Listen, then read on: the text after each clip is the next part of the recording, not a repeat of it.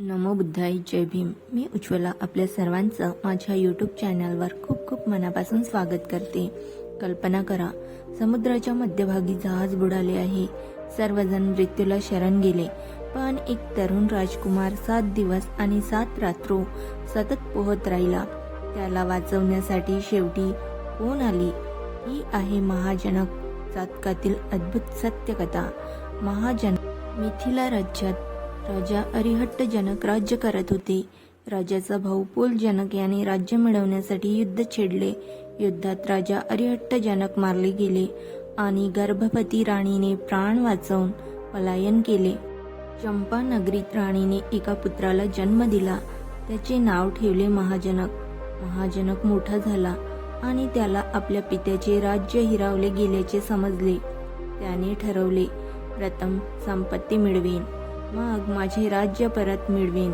व्यापारासाठी तो सुवर्णभूमीकडे विशाल जहाजाने निघाला. समुद्राच्या मध्यभागी भयंकर वादळ आले. जहाज तुटले. सर्व प्रवासी घाबरले. महाजनकाने धैर्याने समुद्रात उडी मारली. 1 दिवस, 2 दिवस, 7 दिवस आणि 7 रात्री तो सतत पोहत राहिला. समुद्रदेवता मणिमेखला त्याच्या समोर प्रकट झाली. ती म्हणाली, किनारा इतका दूर आहे, तरी तू प्रयत्न का करतोस? महाजनक म्हणाला, प्रयत्न करणे हीच माझे कर्तव्य आहे. महाजनकाच्या धैर्याने प्रभावित होऊन मणिमेखलाने त्याला वाचवले. तिने महाजनकाला सुरक्षित मिथिला नगरीत आणून सोडले. त्यावेळी मिथिलेचा राजा वारला होता. महाजनकाने आपल्या बुद्धिमत्तेने सर्व परीक्षा उत्तीर्ण केल्या. महाजनकाचा भव्य राज्याभिषेक झाला. त्याने न्याय, करुणा आणि धैर्याने राज्य केले. काही वर्षांनी त्याला संसाराचे अनित्य स्वरूप समजले. त्याने राजसिंहासनाचा त्याग केला.